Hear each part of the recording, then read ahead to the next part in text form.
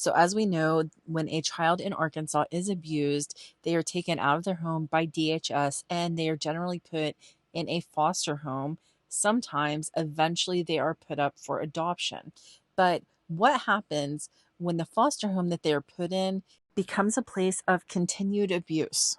Now, this case is a little bit older. It's from 2017, but I think it's still important to talk about. So, back in March of 2017, there was a long investigation that was done by Van Buren County DHS in reference to abuse that was allegedly happening in a foster home. Four children in the home reported physical and emotional abuse to DHS. So, at that time, the oldest child was 13 years old.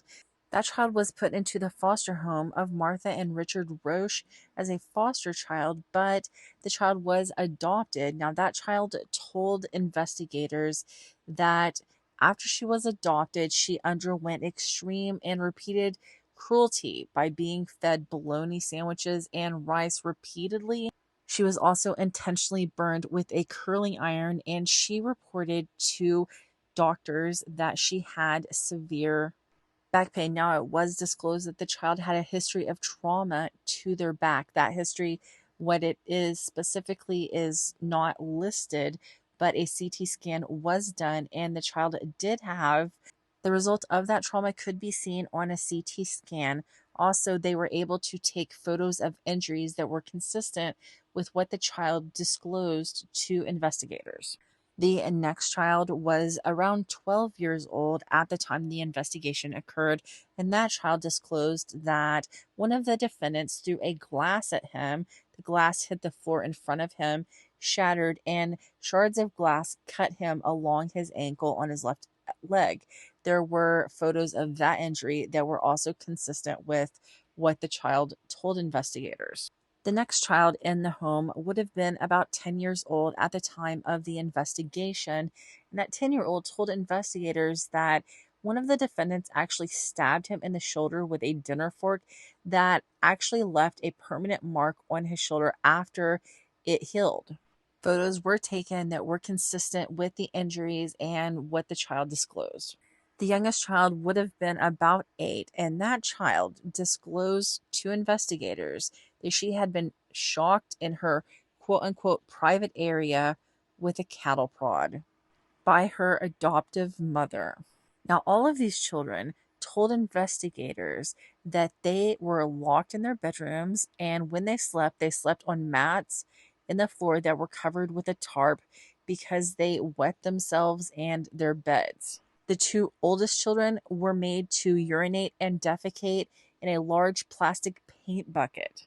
It's okay though, because sometimes they were allowed to empty their paint bucket in the woods.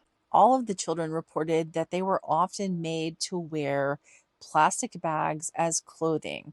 They said their parents would cut holes in the top of the plastic bag for their heads to go and holes in the sides for their arms. That's all outrageous, though the parents probably denied all of those accusations, didn't they? Actually, no.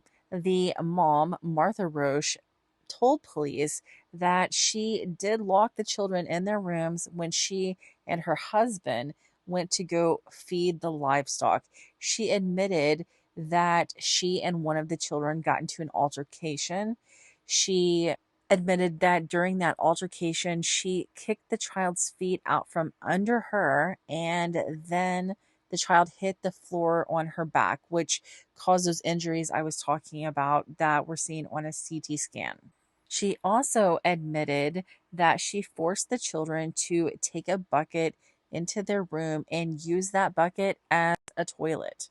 Lastly, Martha Roesch admitted that she had the children wear plastic trash bags as clothing, but only when she did laundry, which was every day.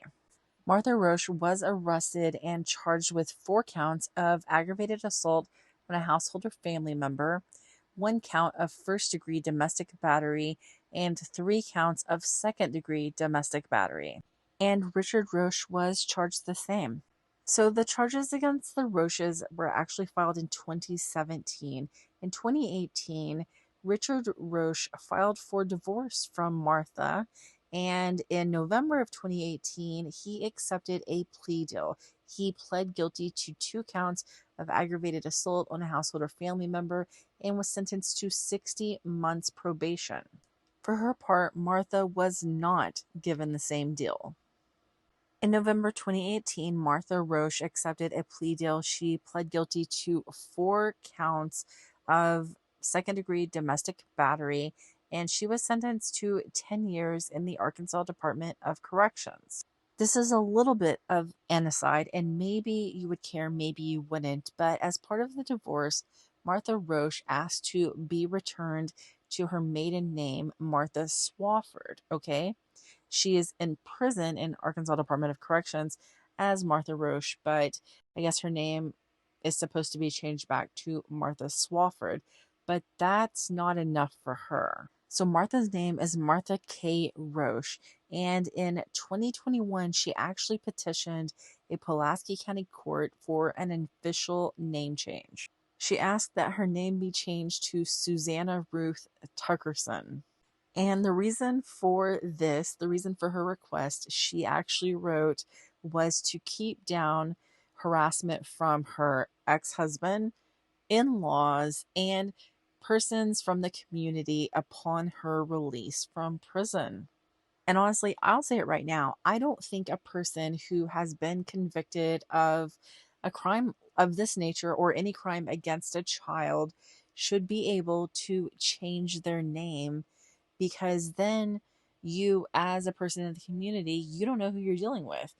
Maybe you've heard the name Martha K. Roesch, but Susanna Tuckerson, you don't have any idea who that is or what they have done in their past. And you certainly wouldn't want to allow a person like that around your children. But if you don't know the name, then you're really not able to take the appropriate precautions. You know what I mean? That request to change her name was denied because she's currently in prison.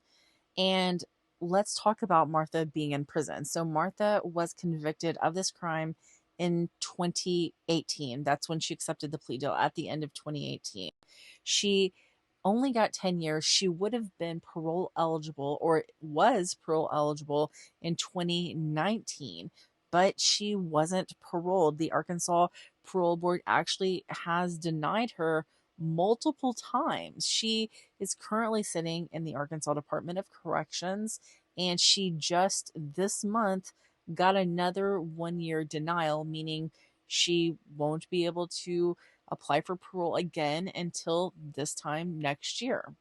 Now, she did get a major disciplinary a year ago for like insolence to a staff member, so maybe that played a part with her latest denial, but she's been denied so many other times. She was sentenced to that 10 years in prison. So technically, since she was arrested in 2017, if she got time served, any sort of time served, I would say that she will flatten her sentence in 2027 to 2028. And they can make her sit in prison that long if that's what they opt to do. And who knows, at this point, maybe they opt to do that. Maybe they go ahead and give her parole in a year, who knows? It would be something to watch if you're interested in that case.